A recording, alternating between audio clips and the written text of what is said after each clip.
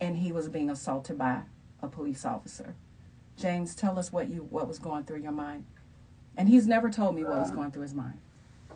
It was a variety of things going through my mind at the time, but the most things that ring out the most is that I was real afraid for my life.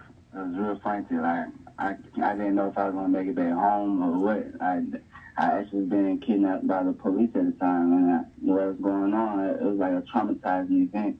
And I really feared for my life. I didn't know what was going to happen next, if I was going to make it back home, if they were going to take me somewhere and leave me in the woods. I didn't know what was going on. And I'm mostly just fear. Mostly fear, knowing that they're supposed to protect and serve, but at that day, I felt like I was really like a slave back in the old days. I didn't know what was going on.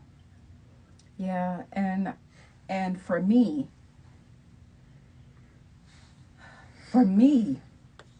mother to mother, when I found out that happened, and it was a mistaken identity, and he was drugged out of a bed, and when I got the call, I went to the place, and I saw trails of his blood coming from the doorstep all the way down the street to where it ended. And I had little children that witnessed it, pulling up to me on their bicycles, telling me what they saw. It became a community issue for me, because now we have little children seeing the police beat up someone. And for a period of 48 hours, no one could tell me where my son was.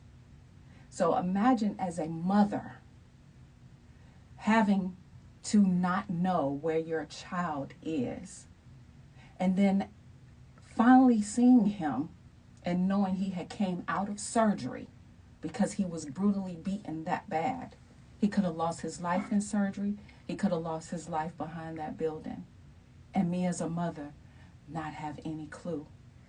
So even right now with the George Floyd Policing Act, it is so important that we have these conversations. Like you said, so you don't know what I go through, I don't know what you go through, but what we do know is we love our children, and we're raising boys in this community. Right.